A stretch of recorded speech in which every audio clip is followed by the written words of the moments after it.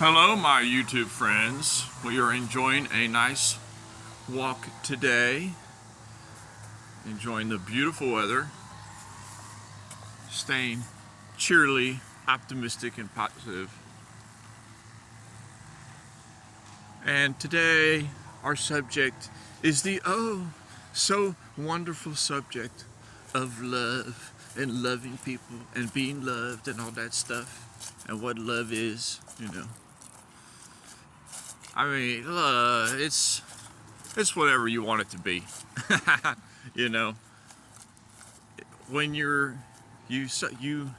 when you think you love somebody and you say you love somebody and you do the things that show that you love somebody, okay, and that person reciprocates that behavior, they're loving you back, okay, and everything's cheery.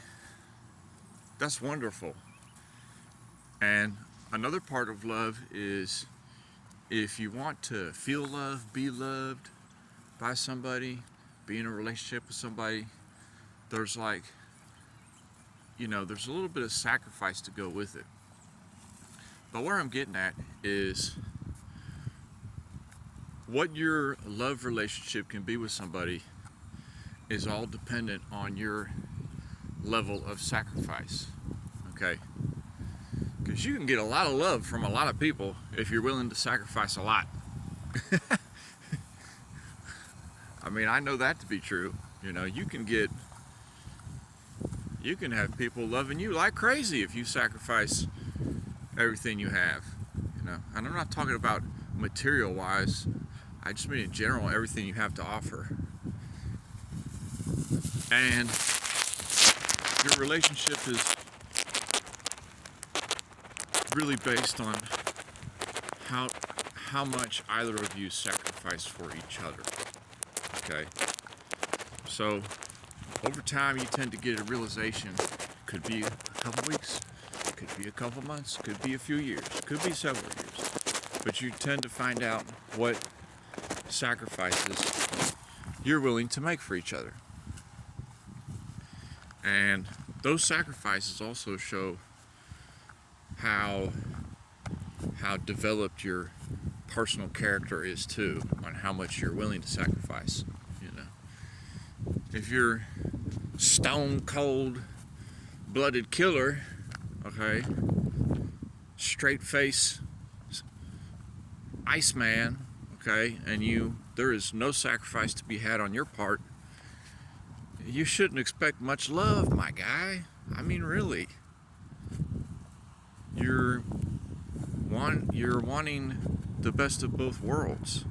It's not to say you can't have a great relationship, but there's always a small amount of sacrifice, whether it be time.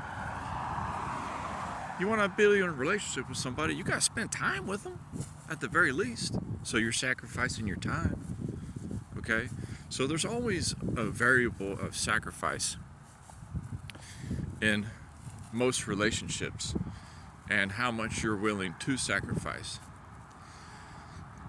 And as with so many things, it's unfortunate. It takes a long time to find out who you are as a person and what you're willing to sacrifice. I've sacrificed everything for love, multiple times over. And as the years go on and I finally come into my own mentally on who I am as a person, I tend to find that certain things I can't sacrifice anymore. Okay? I can't sacrifice. I can sacrifice time. Most of the time I can sacrifice a lot of time. I got no problem sacrificing money because it doesn't bother me. It's not because I have money. It's because I've never had a lot of money. So I have no problem sacrificing money because it's nothing to me. It would be status quo, so to speak. So what is it that I have a hard time sacrificing now? I have a hard time sacrificing my mental sanity, so to speak. And if you're like in a bad relationship and you feel like I'm doing everything right, I'm spending time with my significant other, I'm putting in the effort, I'm putting in the work, man. You feel like that, and you feel like it's still driving you crazy. I don't know, it could be something else. It could be, like in my case, it could be your mental health, okay? Because y'all know your boy, I have struggled with mental health most of my life, okay? That is like my kryptonite, okay? It's a blessing and a curse at the same time to have a mind like mine. But that's something I tend to not be willing to sacrifice anymore, is the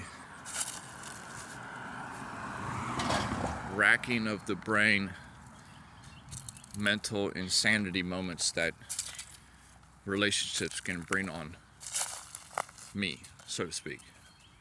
So I just don't. And I think it's a common occurrence among many people, you know.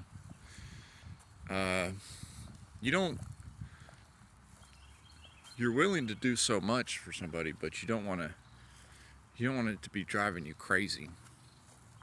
And that's why there's a lot of, honestly, I think that's why there's so many divorces and separations now as in the past, is because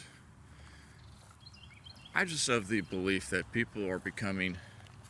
we as a species are becoming a little bit more self-aware of our mental state, and we're not always immediately brushing it off as, oh, it just is what it is, I'll deal with it. I mean, if you want your relationship to be a war, a battle zone, okay, go right ahead. But that's why it's like difficult to find the right person in your life, because it takes so long to get developed in your mind. You wonder why, think about it, why do old people, I just say old people, okay, I'm old, but why do you think elderly people end up remarrying and getting with other people? Well, part of it might be because they're just lonely and they've always had somebody by their side and they want companionship. But I bet a lot of it is because even though it's late in their life, they finally found somebody that they are mentally compatible with, and they don't feel like they're on different spectrums, so to speak. You might know of couples like that, regardless of the age. You might know of couples like that they are like in tune with each other, and they just seem like twins more than spouses. A lot of that, I think, just has to do with they are mentally in tune with each other. So there's always going to be some sacrifice, but you have to know what you're willing to sacrifice for a relationship. And you need to work quickly to find out what your partner, what their thresholds of sacrifice are too. Because, come on, let's face it, we're not evil. You're not looking to make somebody else's life miserable just so you can be happy. You want both parties to be happy. So it's best just to take your time to find the right person who is of a similar frame of mind with you on how you address issues and how you talk to each other. You know, try to find someone that's on the same spectrum, so to speak. If you're just looking for peace and a nice, loving relationship, it seems to be the way to go. You know, it's weird how opposites attract, though. They really do. It's very strange. I think it's because the reason opposites attract so much is because one person has lived a life or had experiences or acts a certain way that you never have. And by you being with that person that's so different, there's like a strange subconscious sense that you can experience those same experiences that they've had, you know, that you can have that too. But that's not you, friend. That's them. Really need to think about what you are and what you're about. And I think that's the most difficult thing about being young. That's why I enjoy the age I'm at now. I'm at a nice, happy, even 40. It's a nice age. Okay? But I enjoy it only due to the fact that I now have reached a stage in my life where I know what works for me. I know what gets me passionate about something, and I know what really I'm not interested in. You know, I know what I would like to do. I know what I would not like to do. I know the type of people I would like to be around, and I know the type of people I want to avoid. Because I've had the experience now to fall back on to know that, you know, I'm just going to avoid this type of person because, you know, these type of people, they've never really worked out for me in the past. So I just avoid it, you know. And I don't know. That's just kind of what I was thinking about today on my nice walk. I was just thinking about relationships and love and sacrifice and what kind of sacrifices you're willing to make a relationship work. You know, a lot of times it's unfortunate. A lot of times it's just one party. You know, one party is just sacrificing their blood, sweat, and tears to make a marriage work or to make a partnership work. And the other party just seems callous and can't even recognize what's going on in that relationship. And truth be told, that's just because that person just hasn't grown up. You know, they haven't worked on themselves. They haven't developed their mental awareness to be able to recognize those kinds of signs in a relationship. And I feel sorry for anybody who's in a relationship like that. You know, I'm kind of fortunate, I guess.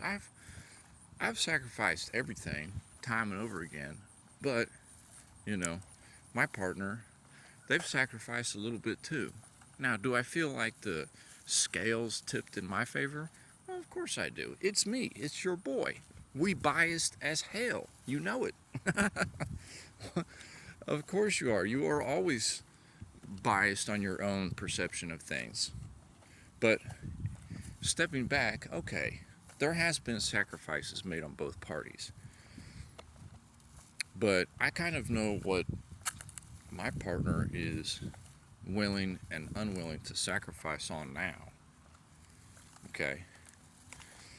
And I'm not sure that they know what I am or not, you know.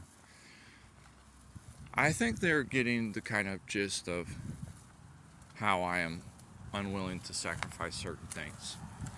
And it's unfortunate because I love my kids. I love being with my kids. I love teaching my kids everything I have to offer them. I love having a relationship with my kids. But I'm not going to be one of those men that fight to the death to keep their children. Because I understand that children need to have mothers too. And there's only so much I can do. I'm working all the time anyway. So it's just, it's kind of tricky. I don't want to be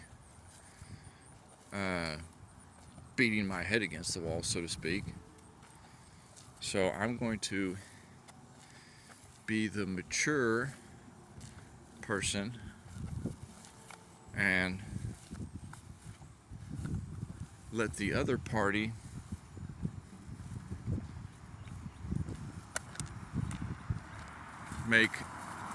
show their hand, so to speak, on whether or not they want to follow through on things.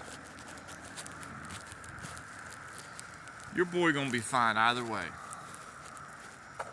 Kids, no kids, car, no car, homeless, homeless house, doesn't matter. I'm like I am just like the air. I'm always here. You ain't gonna get rid of me that easy. But you have to value your mental health. You can't let things get to you that bad, okay? Other people have different ways of looking at things, all right? In a simple aspect, say you have a little project at the house. You could be busting your behind to get this project done. And the other party just thinks you're the laziest thing in the world because you haven't gotten anything else done all day. You were solely working on that. You have to keep that in mind. People think differently. So, I love everybody, and we will talk to everybody on the next video. Peace.